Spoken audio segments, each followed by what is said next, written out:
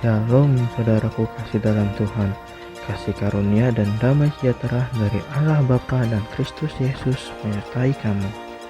Bacaan Alkitab kita diambil dari Ezra 9 ayat 1 sampai 15. Ezra mengaku dosa orang-orang Israel dalam doa.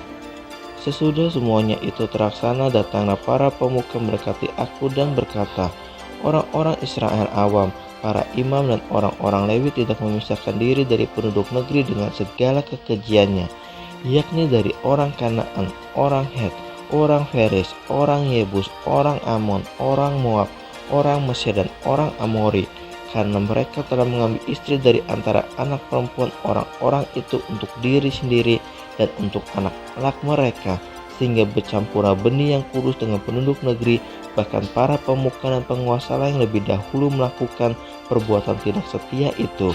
Ketika aku mendengar perkataan itu, maka aku mengoyakkan pakaianku dan jubahku, dan aku mencabut rambut kepalaku dan janggutku, dan duduklah aku tertegun. Lalu berkumpullah kepadaku semua orang yang gemetar karena firman Allah Israel, oleh sebab perbuatan tidak setia orang-orang buangan itu. Tetapi aku tetap duduk tertegun sampai korban petang. Pada waktu korban petang bangkitlah aku dan berhenti menyiksa diriku. Lalu aku berlutut dengan pakaianku dan jubahku yang koyak-koyak, sambil menadahkan tanganku kepada Tuhan Allahku, dan kataku, ya Allahku, aku malu dan mendapat celah, sehingga tidak berani menengadahkan mukaku kepadamu, ya Allahku. Karena dosa kami telah menumpuk mengatasi kepala kami dan kesalahan kami telah membubung ke langit. Dari zaman nenek moyang kami sampai hari ini kesalahan kami besar, dan oleh karena dosa kami maka kami sekalian dengan raja-raja dan imam-imam kami diserahkan ke dalam tangan raja-raja negeri, ke dalam kuasa pedang, ke dalam penawanan penjarahan dan penghinaan di depan umum, seperti yang terjadi sekarang ini. Dan sekarang baru saja kami alami kasih karunia daripada Tuhan Allah kami, yang meninggalkan pada kami orang-orang yang terluput dan memberi kami tempat menetap di tempatnya yang kudus, sehingga Allah kami membuat mata kami bercahaya dan memberi kami sedikit kelegaan di dalam perbudakan kami. Karena sungguh pun kami menjadi budak, tetapi di dalam perbudakan itu kami tidak ditinggalkan Allah kami, yang membuat kami disayangi oleh raja-raja negeri Persia, sehingga kami mendapat kelegaan untuk membangun rumah Allah kami dan menegakkan kembali reruntuhannya, dan diberi tembok perlindungan di Yehuda dan di Yerusalem. Tetapi sekarang, ya Allah kami, apa yang akan kami katakan sesudah semuanya itu?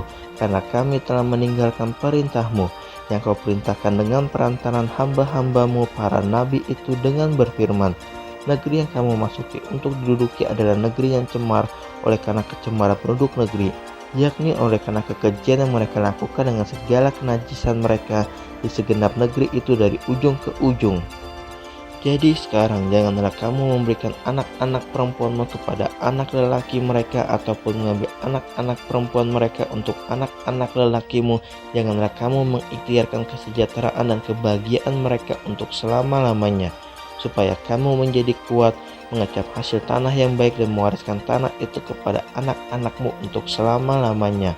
Sesudah semua yang kami alami oleh sebab perbuatan kami yang jahat dan oleh sebab kesalahan kami yang besar, sedangkan Engkau, ya Allah kami, tidak menghukum setimpal dengan dosa kami, dan masih mengaruniakan kepada kami orang-orang yang terluput sebanyak ini.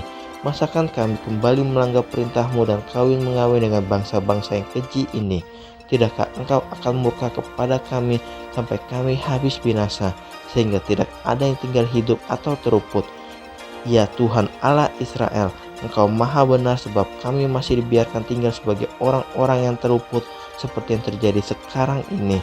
Lihatlah kami menghadap hadirat-Mu dengan kesalahan kami, bahwasanya dalam keadaan demikian tidak mungkin orang tahan berdiri di hadapan-Mu.